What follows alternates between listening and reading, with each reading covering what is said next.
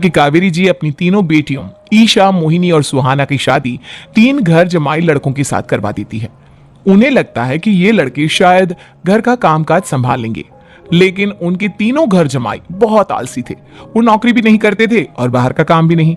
कावेरी जी ने अपनी बेटियों से कहा कि वो प्रेगनेंसी का बहाना बनाकर अपने पतियों को सबक सिखाए। अब सुनिए आगे। मम्मी, आपने जैसा कहा था हमने वैसा ही किया, लेकिन देखिए ना, विवेक का हाल तो वैसा का वैसा ही है। घर में ना सुबह का नाश्ता बनता है और ना खाना। नौकरी पर जाने की बात करूं तो खाने को दौड़ते हैं मुझे। हाँ मम्मी, मैंने भी सुमित को कितनी बार कहा कि अगर नौकरी नहीं करनी तो कोई छोटी सी दुकान ही खोल लो, घर का खर्चा कैसे चलेगा। देखो दोपहर के 12 बजने आए और जनाब अभी तक सो रहे हैं। हाँ मम्मी, ईशा और सुहाना ठीक कहती हैं। अविनाश का भी यही हाल है। जब मैंने अपनी प्रेगनेंसी के बारे में कहा तो मुझसे कहने लगा, अरे दूसरी लड़कियां तो 9-9 महीने तक नौकरी करती है, बस डिलीवरी के टाइम छुट्टी लेती है। मोहिनी, तुम भी नौकरी करो। अब मुझे कहाँ नौकरी मिलेगी। मम्मी बताओ अब मैं क्या करूं।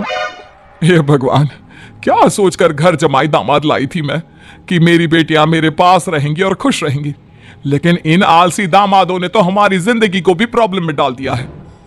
मैं तो कहती हूं मम्मी, हम लोग वापस अपनी जॉब पर जाना शुरू कर देते हैं। बता देते हैं इन लोगों को कि हमने प्रेगनेंसी का बहाना किया है।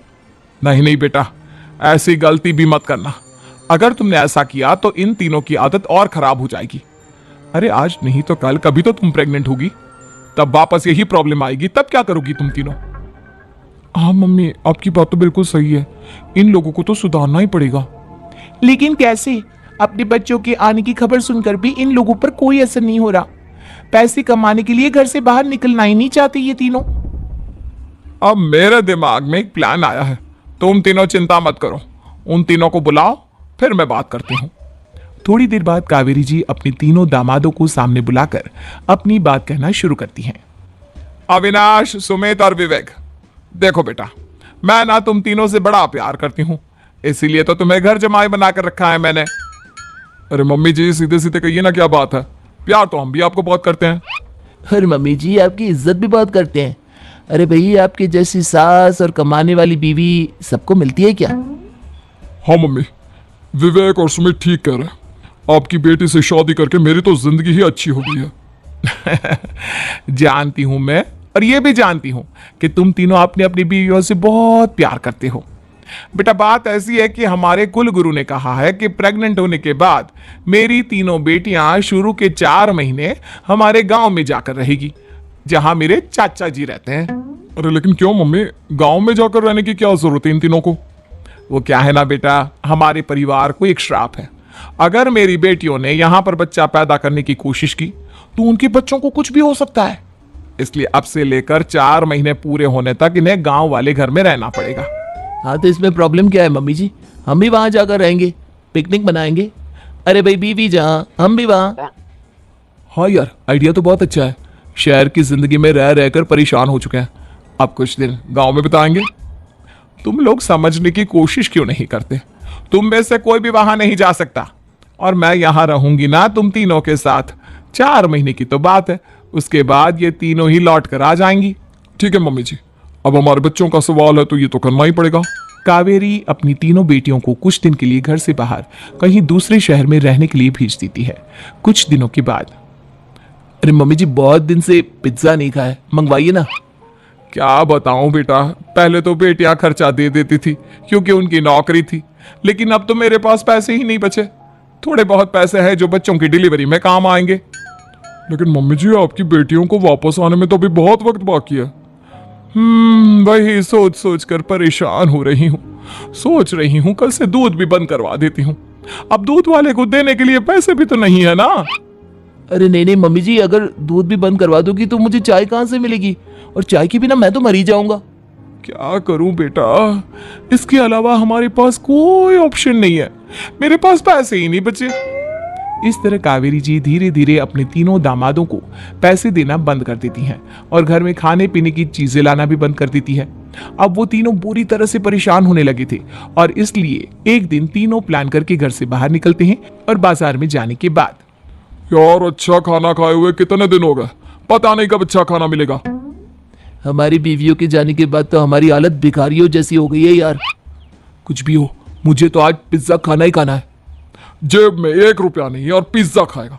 कहां से आएंगे पैसे?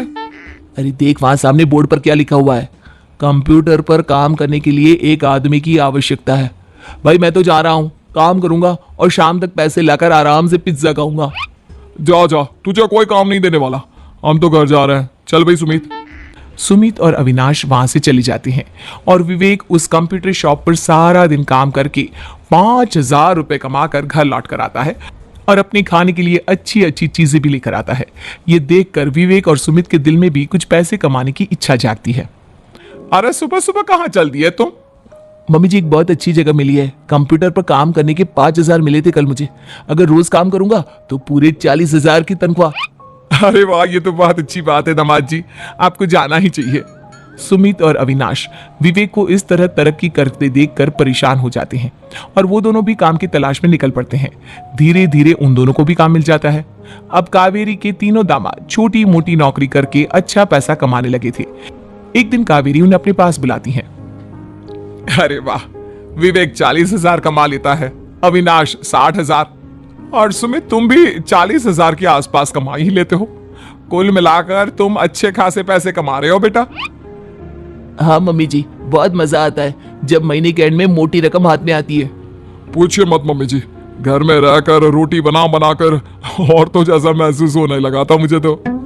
हाँ बेटा, तुम तीनों की बात तो बिल्कुल ठीक है। और जानते हो, अब तुम तीनों की पत्नियां भी वापस लौट कर आने वाली है। लेकिन मम्मी जी अभी तो उन्हें गए सिर्फ 2 महीने हुए हैं, आपने तो कहा था वो 4 महीने के बाद लौट कर आएंगी। ऐसा कुछ नहीं है बेटा, मैं सिर्फ तुम तीनों को सबक सिखाना चाहती थी कि आदमी घर में बैठकर बीवी की कमाई खाता हुआ अच्छा नहीं लगता। इस दुनिया में हर इंसान को मेहनत करनी चाहिए, काम करना चाहिए, चाहे वो औरत हो या आदमी, ताकि अपने परिवार को संभाल सके। कावेरी की बात सुनकर उन तीनों को अपनी गलती का एहसास होता है और कावेरी उन्हें सच बता देती है कि ईशा, सुहाना और मोहिनी शहर में ही कहीं दूसरी जगह रह रहे थे। शाम के वक्त उन तीनों की पत्नियां लौट कर आ जाती है और कावेरी जी का परिवार एक खुशहाल परिवार की तरह रह